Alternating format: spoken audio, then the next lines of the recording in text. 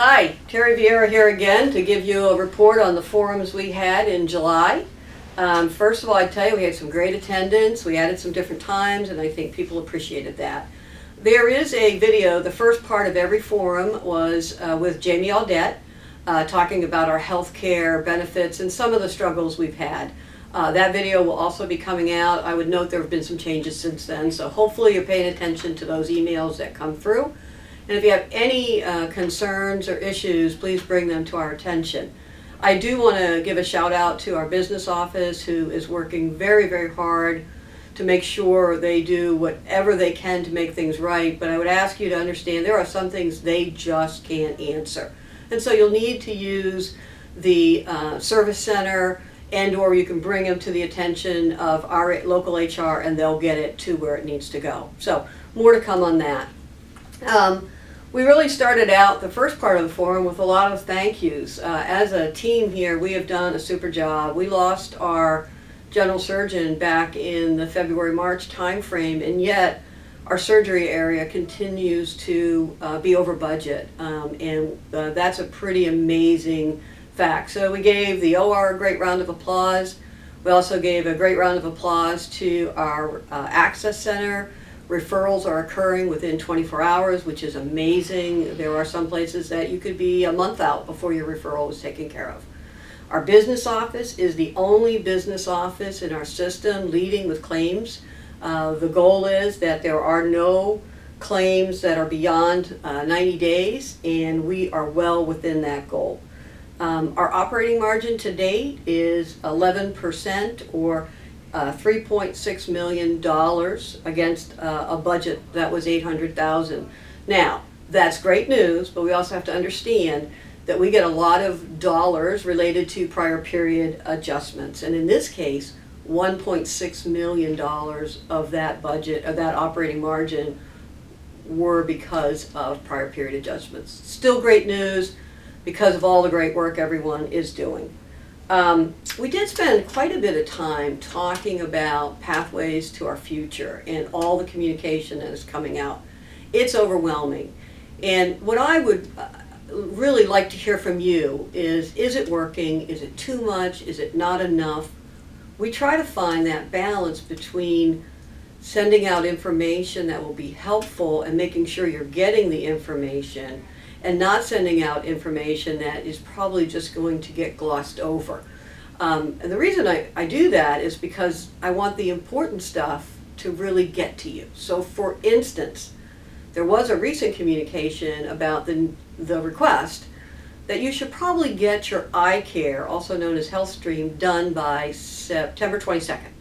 Now you don't have to, but we're changing our IS infrastructure, and there's a potential whenever that happens that things get lost. So we're suggesting get it done by then to avoid any risk of doing it again. I know you love doing the eye care, so you might want to do it twice.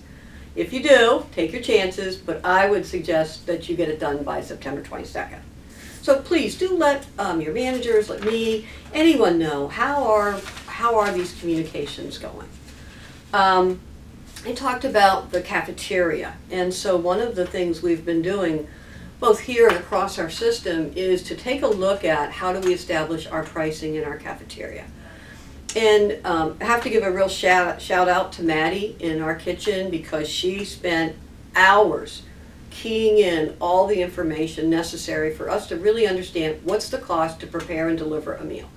So you did get a communication, I believe, yesterday around some pricing changes in the cafeteria. If you didn't get it yesterday, you'll be getting it soon. And you'll notice some prices will go up and some may go down.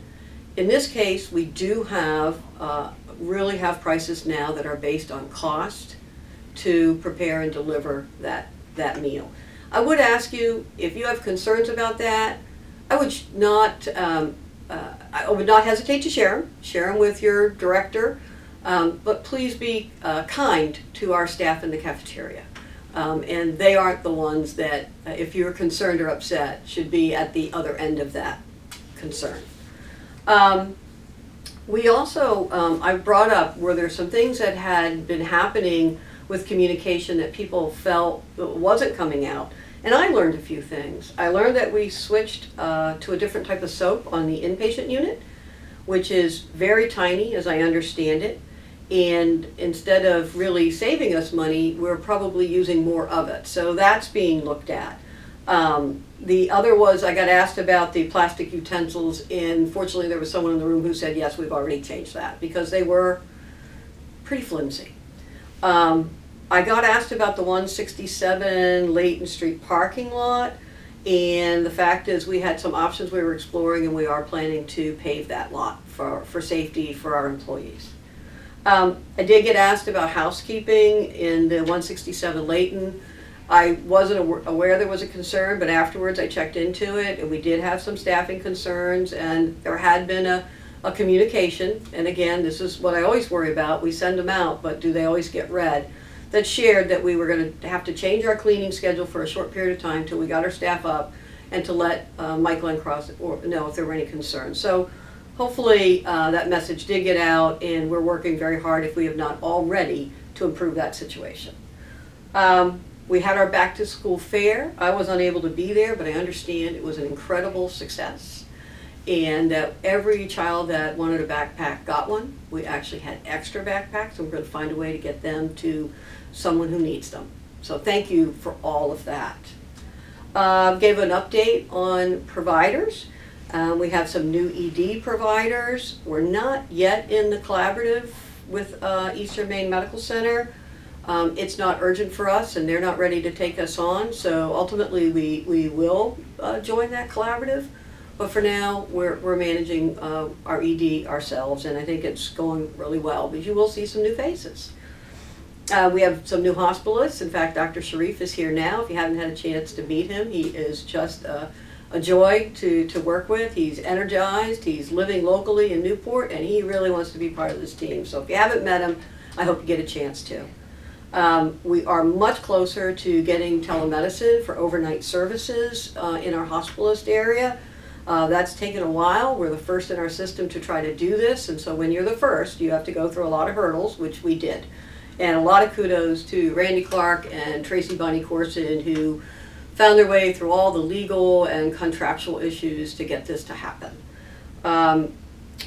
Sadly, rheumatology is leaving Sebasticook, and in fact, the rheumatology services leaving in general. Will be recruiting at Inland to get more, and neurology stays at Inland but will no longer be coming to Pittsfield. We always have to look at what needs to be here and what will patients be able to travel for, and we think neurology is one that we can work with on that.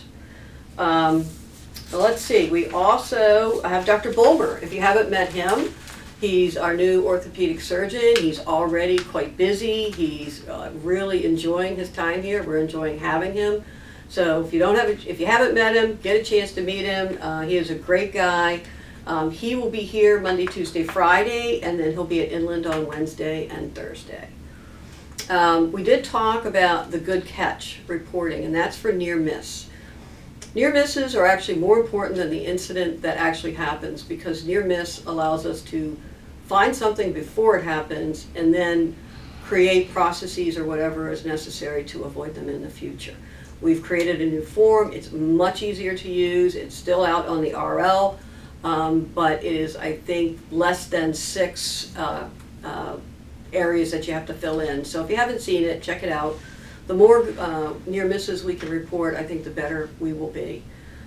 There's also now a way on that RL to provide a compliment. And I have to tell you, I look at every incident report that is filed within Sebasticook and CAD, and I was thrilled yesterday to see someone put in a compliment. It was great, because we don't always do that. So have a look, and I hope it works better for you.